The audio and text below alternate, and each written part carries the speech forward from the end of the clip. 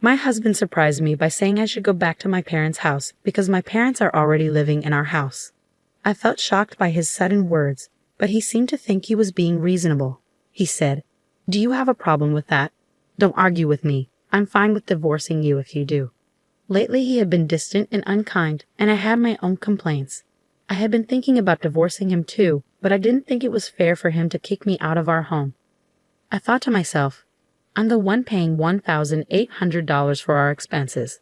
Does he even remember that? As I looked at him in shock, he got angry and said, "Leave this house now. My parents won't feel good if you're here."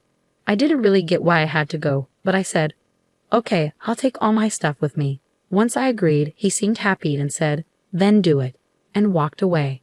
Right away, I called a shop to sell my things.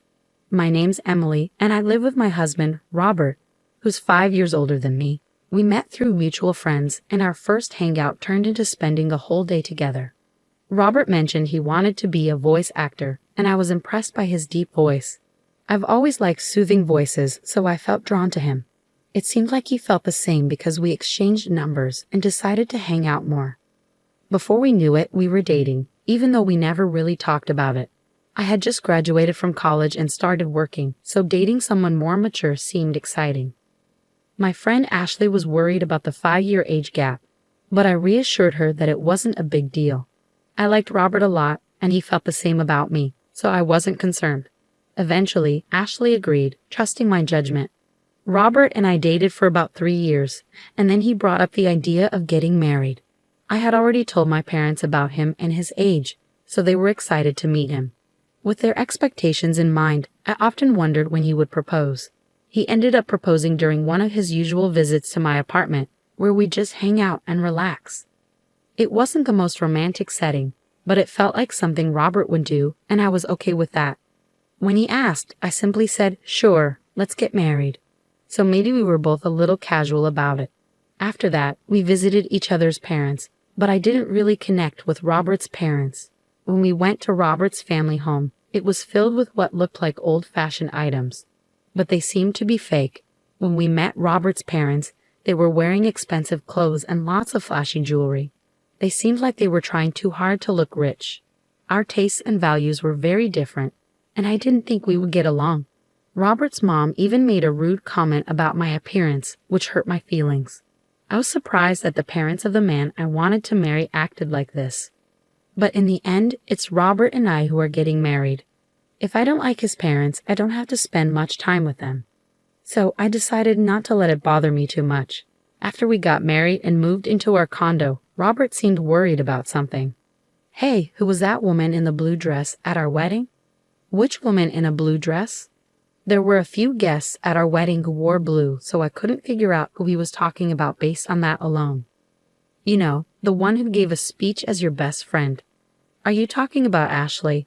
"Yes, she was wearing a blue dress." When Robert said this, he seemed a bit uneasy. "What's wrong with Ashley?" I asked, confused by his reaction. "Oh, it's not a big deal. The other day, I thought I saw someone who looked like her when I was going to work. That's when I remembered she gave a speech as your best friend at the wedding." I was confused by Robert's sudden interest in Ashley and his flustered demeanor, but he just laughed it off and went to his room before I could ask more. A little while later, Ashley called me with some news. "Listen, Emily, my boyfriend's coming back to the US next year." Ashley had been dating her boyfriend since high school. They'd known each other since elementary school, but he moved away in middle school. They kept in touch through letters and finally reunited in high school when he confessed his feelings for her. I always loved hearing Ashley's love stories. Despite her boyfriend being away working at an international branch for a few years, they stayed close and communicated regularly. "Do you think he might propose once he's back, and then you guys will get married?" "Oh, Emily, you're always jumping to conclusions. Just make sure to invite me to the wedding. I promise I'll give a heartfelt speech." "Of course. After the beautiful speech you gave at your wedding, I'll definitely need you to do the same for mine." Don't set the bar too high. We chuckled together as we sipped our tea. Our conversations flowed easily, and we trusted each other completely. Whenever one of us had a problem, the other was always there, ready to lend a listening ear. Around this time, I began to notice that Robert was coming home later and later. "Working late again today?" "Yeah, you think I shouldn't work or something." Even after we got married, Robert held onto his dream of becoming a voice actor. He was working hard to pursue his passion, but it meant he had to take on part-time jobs to make ends meet. Unfortunately, all the money he earned from those jobs went straight into his voice acting classes, so I had to cover all our living expenses. This meant we couldn't really save up together. As time went on, I realized that Robert wasn't willing to give up on his dream for the sake of our family. I started to worry about how much overtime Robert was putting in at his part-time job. It added to my concerns about our financial situation. Hey, haven't you been working too much lately? They shouldn't be making you do so much overtime, even if it's just a part-time job. I told you I'm fine. More money is always better. Just keep your opinions to yourself. By then, Robert had stopped using my name and just called me you. When we got married, I thought he would speak to me kindly and more often, but it seemed like harsh words were all I heard from him. His once gentle voice had turned rough, and he started drinking a lot. Sometimes his voice even sounded hoarse, which worried me because voice acting requires a healthy throat. But it seemed like he didn't want to hear about it. He started avoiding talking to me, and eventually he would ignore me even when we were in the same room. That's when Ashley called me. She said she had something important to discuss. So I suggested we meet up since I had my own worries. We decided to meet at a karaoke booth so we could talk privately. Ashley seemed really cautious and picked a room where she could see the counter and staff from the door. You chose this room specifically?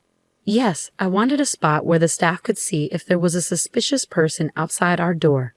A suspicious person? Is that related to what you wanted to discuss? Ashley nodded in response to my question. She had been feeling like someone was following her ever since she left her job about a month ago. Now, she even felt followed on her days off. The reason she chose a room where the staff could easily see was that she thought the person stalking her might try to eavesdrop on our conversation. Did you talk to the police about it? I tried, but since there's no actual contact, they can't do much. What about your boyfriend? He's coming back in a month. I thought I'd discuss it with him too, but I wanted to first talk to you, somewhere close by. I see. Ashley hadn't gotten a good look at her stalker because she was too scared, so she didn't know if it was a man or a woman. I decided to keep an eye out from a distance to identify the person stalking her, and through that, I came to understand who it was. Though I couldn't bring myself to discuss my troubled relationship with Robert, looking back, maybe it was for the best, because the one following my best friend Ashley was none other than my husband Robert. He would claim he had to work late every day, but after his shift, he would hang around near Ashley's workplace and follow her when she left. I couldn't believe that the person scaring Ashley was someone so close to me.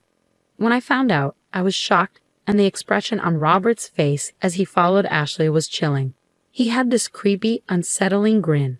I fell in love with and married this man, but the moment I saw his true face, the love I thought would last forever turned cold.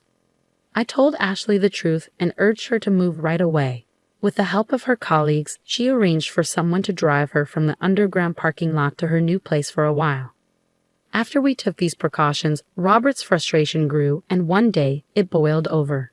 My parents are going to live here, so you need to go back to your parents' house. I was shocked by Robert's sudden demand, but he seemed convinced he was being reasonable. If you have a problem with that, then I'm fine with divorcing you, he said, starting to lose his temper. Even though I had my own issues with him and had considered divorce, I didn't think he could just kick me out of our home. I'm the one paying $1,800 for our monthly expenses. I wonder if Robert even remembers that. When I gave him a skeptical look, he got angry. Just leave already. My parents can't move in if you're still here. Why do I have to leave? I don't understand at all. But I said, okay, I'll take everything I bought with me. Seeing me agree, Robert just told me to hurry up and walked away. I immediately contacted a local buyback service. The next day, they came to our apartment.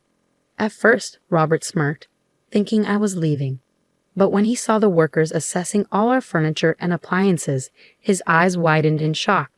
After the evaluation was done, except for what was in Robert's room, a staff member handed me a quote, saying, the total value is $22,000. I quickly signed, saying, okay, sell it all. Suddenly, Robert snapped back to reality and grabbed my arm. Why are you selling everything? My parents are going to live here. How can they if there's no furniture? I shook off his grip. What do you mean? When we got married, you told me you were broke because you were paying for your acting classes. You asked me to handle the rent, furniture, and living expenses. I never knew you were that broke. I feel deceived. Remember the $1,800 I've been covering every month? From now on, you'll pay that. And with your parents moving in, I bet it'll be even more. Robert went pale, but he quickly tried to regain his composure. You thought talking about money would make me cancel the divorce? Who do you think you are? I've already gotten close to a rich lady, he said, striking a pose. But then I remembered Robert following Ashley recently. If what he considered getting close was his stalking behavior, then he was seriously deluded. Ashley came from a wealthy family. Her grandfather was a businessman, and now her father had taken over. Ashley truly was the perfect heiress, but she didn't flaunt it. She spent money like me and our friends, and no one judged her based on her family's wealth. However, Robert seemed to have found out about Ashley's wealthy background and decided she'd be a better match. Could he possibly think that if two people are the same age, the wealthier one is better? That infuriated me. But Ashley would never marry Robert. Her high school boyfriend, whom she'd been dating for years, was coming back to the States soon. They would likely get married. I mentioned how Ashley felt really creeped out because someone had been stalking her every day. When Robert heard that Ashley found him creepy and that they weren't close, he was shocked. I always walked Ashley home, he said. You're lucky I didn't call the police, I replied. But I didn't know she had a boyfriend. He's been away. She'd pick me over someone she doesn't know. They've been writing letters since they were kids and talk almost every day. And unlike you, who's only had part-time jobs, her boyfriend is successful. Even her dad likes him. Robert looked really sad when I said all that. But when the people came to take away our stuff, he seemed to feel better. I guess you're all I've got now. You'll always support my dream of being a voice actor, won't you? He asked, trying to look cool. I gave him a cold stare and said sorry. I've already started divorce proceedings. Let's talk through our lawyers from now on. Robert, maybe thinking I still liked him, held on to me. Don't say that. Haven't we been getting along all this time? Getting along? When? Since you found out my best friend Ashley is rich, you've been distant and hanging out with her. Right after we got married, I realized I made a mistake. Robert started crying, even though he's older than me. Seeing him cry like a kid made me like him even less. I couldn't stand being near him anymore. Stop it. Oh, I also told your uncle we're getting divorced. Your uncle? You know he's tough, right? Well, I've been paying all the rent and bills until now. When I told your uncle I might leave, he said he'd make you work for him. That means I can't keep studying voice acting. You hardly practice anyway. Maybe it's time to face reality. And if you go near Ashley again, I'll call the police. Goodbye. I left, determined not to turn back. For now, I'll stay with my parents, but I might move closer to work if I find a good place. As for Robert, his uncle made him work at his company just like he said he would. Then Robert's parents, who were planning to live off him after he married Ashley, also moved in. They all ended up working for the uncle. It seems like taking advantage of people runs in their family. I'm just glad I got away from that toxic situation. Age doesn't matter much, but I'll be more careful choosing my next partner. On a brighter note, after things settled with Robert, Ashley invited me to her wedding. She introduced me to her long-term boyfriend, and I truly wish them happiness. My marriage didn't work out, but I hope Ashley's lasts a long time.